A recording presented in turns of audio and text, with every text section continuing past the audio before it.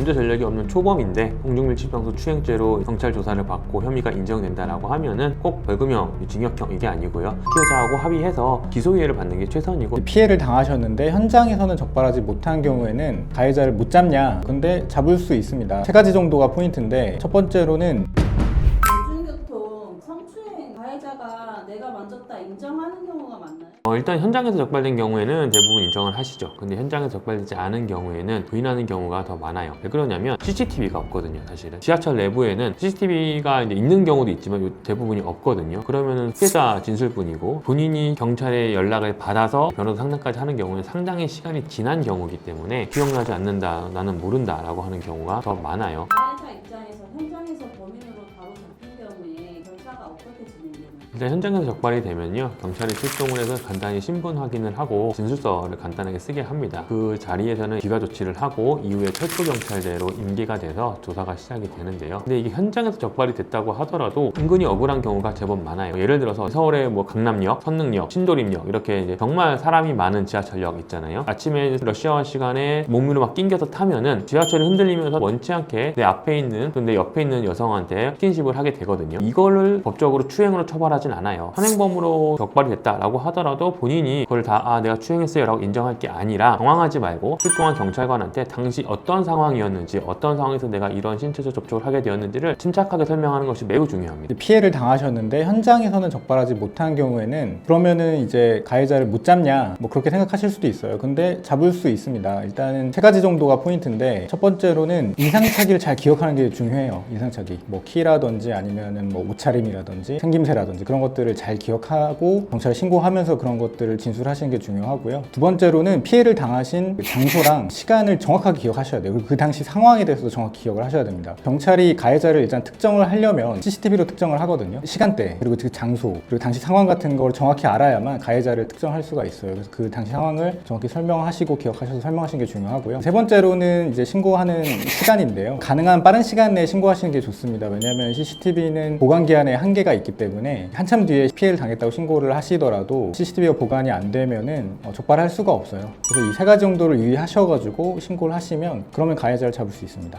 예를 들어서 5월 1일 오전 8시경 선릉역 몇 다시 몇 칸에서 지하철을 탔는데 위에 파란색 옷에 아래 긴 정장 바지를 입은 남자한테 추행을 당했다라고 얘기를 해주면요, 지하철 객사에는 칸 내에는 CCTV가 없지만 복도나 카드를 찍고 나가는 그 출입구에는 CCTV가 무조건 있거든요. 그럼 경찰이 그 당시 CCTV를 다 돌려봅니다. 다 돌려봐서 그 피해자가 지목한 그 인상착의 남성이 찍고 나간 카드 시간을 확인해서요, 카드 회사한테 그 카드 정보를 받습니다. 소유주의 정보까지 함께 받은 뒤에 연락을 하게 되거든요. 그렇기 때문에 반드시 그 피해자의 경우에는 CCTV 보관 기한 내에 경찰에 신고를 해야 되고요. CCTV 보관 기한은 통상 길어야 30일입니다. 그래서 이 30일이 넘어가면 아무도 잡을 수 없어요. 반드시 그 30일 내에 경찰에 신고를 하거든 고소를 하든 진행을 하셔야 됩니다. 피해자가 정확한 기억만 있다, 이런 경우에 위험이 받을 수 있는 확률이 있을까요?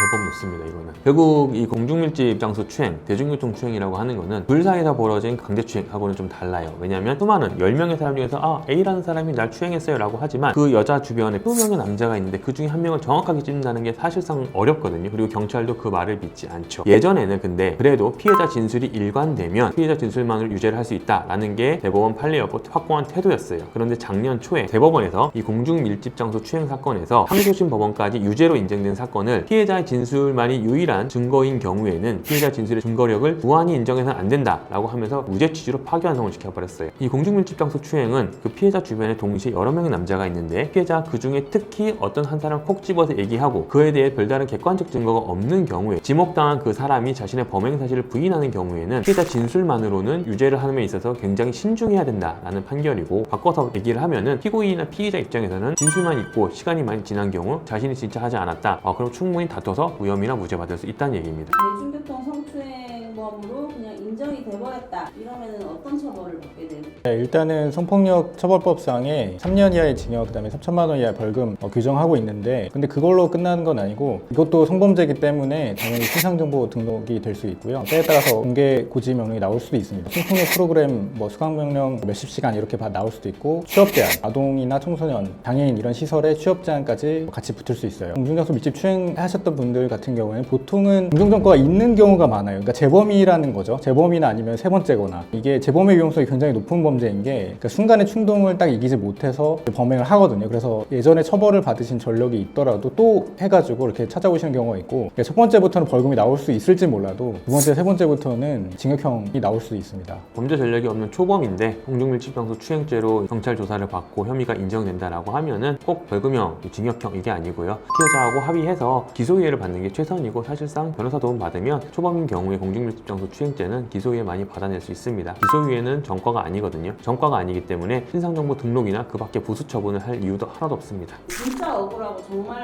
안 했다. 진짜 안 한 게 맞다라고 하면은 적극 다퉈야죠. 자기가 안 했다라는 의미가 첫 번째로는 신체적 접촉은 있었는데 내가 추행의 의도로 만진 게 아니다 라는 것일 수도 있고요. 두 번째, 나 진짜로 그런 추행 자체를 한 적이 없다 이 경우일 수도 있어요. 첫 번째의 경우라면은 내가 그렇게 신체 접촉을 하는 것이 뭐 다른 사람이 날 밀어서인지 아니면 사람이 너무 많아서 다른 사람 때문에 내 몸이 휩쓸려서 하게 되는지 그런 경위를 소상히 설명을 해야 되고요. 두 번째로 만약에 나는 아예 그런 추행을 한 적이 없다 라고 한다면 결국 피해자가 거짓말을 하고 있는 거거든요. 그럼 피해자의 진술하고 본인의 진술하고 누가 더 신빙성이 있는지 경찰이 본인의 진술을 더 믿을 수 있도록 일관되고 구체적으로 진술하는 게 중요하고 경우에 따라서는 거짓말 탐지기 조사도 응해야 됩니다. 결국 자신의 진술을 믿을 수 있도록 경찰하고 검찰, 법원을 설득시켜야죠.